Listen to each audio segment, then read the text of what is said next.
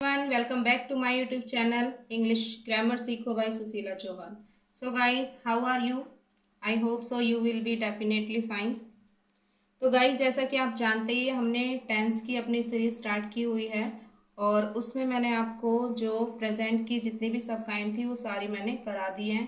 उसमें हमने किया है present indefinite, present continuous tense, present perfect tense and present perfect continuous tense. तो आज मैं आपको कराऊंगी past indefinite tense. Video start करने से पहले अगर आप चैनल पर नए हैं तो प्लीज़ सब्सक्राइब माय चैनल और सेशन को ज़्यादा से ज़्यादा शेयर कीजिए ताकि वीडियो ज़्यादा से ज़्यादा लोगों तक पहुंच सके.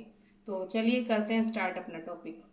तो देखिए use of past indefinite tense. तो सबसे पहले पहचान देख लेते हैं इसकी. तो इसमें पहचान में आपको लास्ट में मिलेंगे या तो ता था, ती थी या ते थे, या साथ में आपको आ, ए, ई. ये वर्ड भी आपको ध्यान में रखने हैं.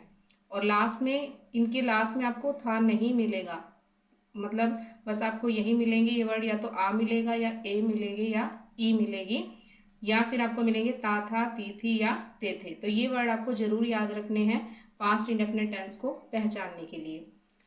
एज अ टैग वर्ड भी मैंने यही डाले हुए हैं, ता था, ती थी, ते थे या फिर आ, ए, ई. और अगर मान लीजिए जैसे मैंने लास्ट आपको प्रेजेंट परफेक्ट टेंस कराया था उसमें भी मैंने आपको आ, ए, ई ये वर्ड बताए थे.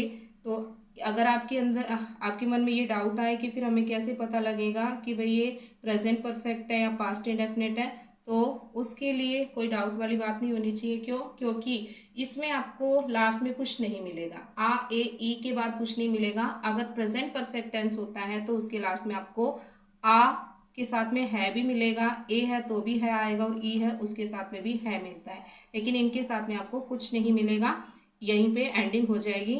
आगे हम देखते हैं इसकी फॉर्मेशन. तो फॉर्मेशन ऑफ सिंपल सेंटेंसेस. तो देखिए सबसे पहले हमें इसमें लगाना है सब्जेक्ट, उसके बाद वर्ब की सेकंड फॉर्म और ऑब्जेक्ट. अब आप एक बात अपने माइंड में डाल लें कि जो वर्ब की सेकंड फॉर्म है आपके टोटल अगर मैं कहूँ कि 12 जो आपकी सब काइंड हैं टोटल मिला के, उनमें से किसी भी टेंस में आप वर्ब की सेकंड फॉर्म का यूज़ नहीं करोगे. केवल आपको पास्ट इंडेफिनिट के सिंपल टेंस में ही वर्ब की सेकंड फॉर्म लगानी होती है. तो देखिए एग्जाम्पल, वह दिल्ली गया. तो जैसे देखो मैंने तुम्हें बताया कि यहाँ पे क्या है, लास्ट में आ आया है, तो इसके बाद में ना तो कोई है और ना ही था है. तो वह दिल्ली गया ये क्या बताता है? ये बताता है कि पास्ट में कोई भी काम हुआ है, ठीक है ना.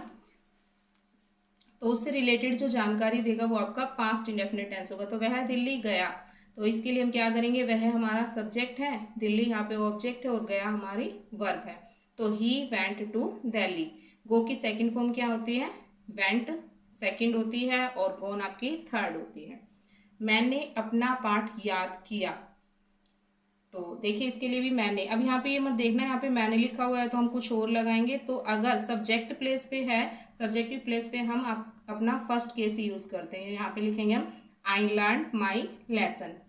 नेक्स्ट है उसने शोर मचाया, या फिर इसको ऐसे भी लिख सकते हैं वह शोर मचाता था. ठीक है, तो लास्ट में पहचान आपको वही मिलेगी, या तो ता था मिलेगा या आ, ए, ई मिलेगी. तो इसमें आ जाएगा ही मेड आ नॉइस. वे मुंबई जाते थे, यहाँ पे ते मिल गया है, ठीक है. तो यही हमारी पहचान हो जाएगी. तो कैसे लिखेंगे इसको, दे वैन टू मुंबई. ठीक है, तो ये है आपका पास्ट इंडेफिनिट का सिंपल सेंटेंस. अब नेक्स्ट कर लेते हैं फॉर्मेशन ऑफ नेगेटिव सेंटेंस. अब जैसे देखिए प्रेजेंट इंडेफिनिट आपने किया था तो उसमें हमने डू नॉट या डज नॉट का यूज़ किया था, और ऐसे ही इसमें भी हमें कोई हेल्पिंग वर्ब की ज़रूरत है तो इसमें हम हेल्पिंग वर्ब के रूप में यूज़ करेंगे डिड नॉट. और एक चीज़ फ़ायदे की ये है कि इसमें एक ही हेल्पिंग वर्ब लगानी है हमें, डिड नॉट, चाहे आपको सिंगुलर सब्जेक्ट दिया गया हो चाहे आपको प्लूरल सब्जेक्ट दिया गया हो. जैसे हमने प्रेजेंट इंडेफिनिट में तो हमने किया था कि भाई डू नॉट भी लगाया था और डज नॉट भी, सिंगुलर के साथ में हमने डज नॉट लगाया था और प्लूरल के साथ में डू नॉट लगाया था. लेकिन इसमें चाहे आपको सिंगुलर सब्जेक्ट मिले या प्लूरल सब्जेक्ट मिले आपको डिड नॉट ही लगाना है.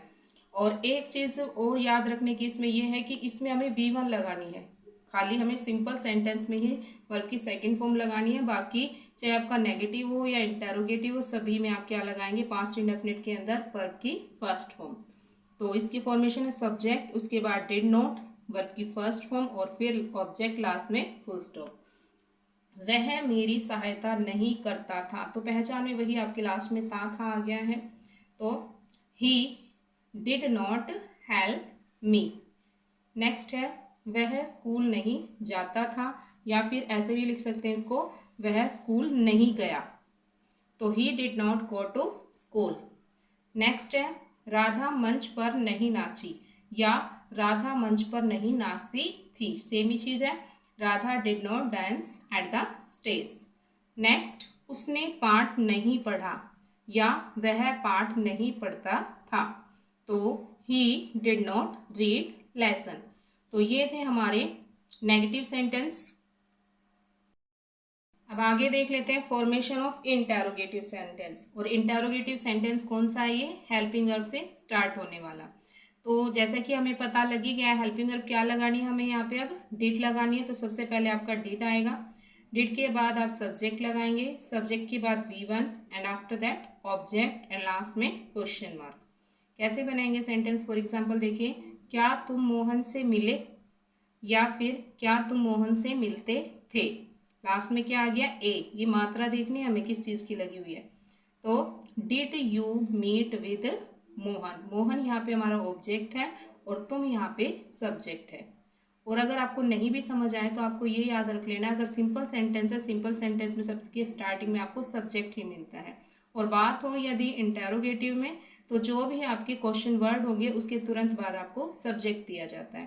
तो did you meet with Mohan और लास्ट में क्वेश्चन मार्क। क्या वे सच नहीं बोलते थे? अब ये सेंटेंस कौन सा आपका? ये सेंटेंस है इंटेरोगेटिव नेगेटिव। इसमें आपको नोट लगाना पड़ेगा, और नोट कहाँ पे लगाते हैं हम? सब्जेक्ट के बाद में। Did they not speak the truth, last में क्वेश्चन मार्क। नेक्स्ट है, क्या तुमने घड़ी की मरम्मत की, या फिर क्या तुम घड़ी की मरम्मत करते थे। सेम है, सेंटेंस सेम ही बनेगा। Did you repair the watch, last में क्वेश्चन मार्क। नेक्स्ट है, क्या मैं झगड़ा शुरू करता था, या क्या मैंने झगड़ा शुरू किया। तो did I start the fight, last में क्वेश्चन मार्क। तो ये सेंटेंस थे हमारे कौन से? इंटेरोगेटिव। और इंटेरोगेटिव भी कौन से? जो हेल्पिंग वर्ब से स्टार्ट होते हैं। नेक्स्ट पढ़ेंगे हम फॉर्मेशन ऑफ WH वर्ड्स की।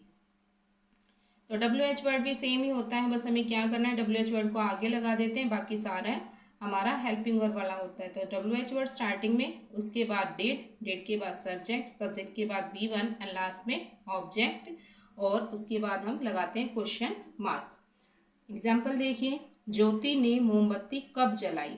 अब देखिए जो ये यहाँ पे कब वर्ड है, ये क्या है आपका? WH word. इसी को बोलते हैं जैसे वट है, वेहर है, वाई है, हु है, हुम है, विच है, ठीक है। ये सारे किस में आते हैं? आपके WH वर्ड में। तो जो कब यहाँ पे लिखा हुआ है ये क्या है? एक WH वर्ड। तो हम क्या करेंगे, इसको सबसे आगे उठा के लेके आना है। तो यहाँ पे लिख दिया हमने वैन, वैन के बाद हमने लगाया डिड, हमारा सब्जेक्ट है क्या? ज्योति। वैन डिड ज्योति जलाना, लाइट, और जो ऑब्जेक्ट क्या है इसमें? Candle, the candle. When did Jyoti light the candle, and last में क्वेश्चन मार्क। नेक्स्ट है, तुमने उसकी पीठ क्यों थपथपाई। अब यहाँ पे क्यों आ गया? तो क्यों आ गया तो यही आपका क्या है? WH word. तो why did you pat his back, why did you pat his back. Pat का मतलब होता है थपथपाना। तुम दर्जी के पास कब गए, तो वही कब गए, तो कब हमारा क्या है? WH word. तो इसको सबसे आगे रखेंगे। When did you go to the tailor, when did you go to the tailor, and last में क्वेश्चन मार्क। नेक्स्ट है, राधा ने खाना कब पकाया। कब पकाया, या राधा खाना कब पकाती थी, ऐसे भी हम पूछ सकते हैं। तो क्या आएगा? When did Radha cook food, ठीक है। तो ये हमारा कौन सा हो गया? WH वर्ड वाला क्वेश्चन वाला सेंटेंस हो गया। सो गाइस, मैंने आज आपको पास्ट इंडेफिनिट बिल्कुल सिंपल तरीके से सिखाया। आई होप सो आपको पसंद आया होगा। तो अगेन मैं आपसे यही रिक्वेस्ट करती हूँ, अगर आप चैनल पर नए हैं तो प्लीज़ सब्सक्राइब माई चैनल, और सेशन को ज़्यादा से ज़्यादा शेयर किए, ताकि जो जिन लोगों को ज़रूरत है वहाँ तक ये पहुँच सके। तो thanks for watching me, have a nice day.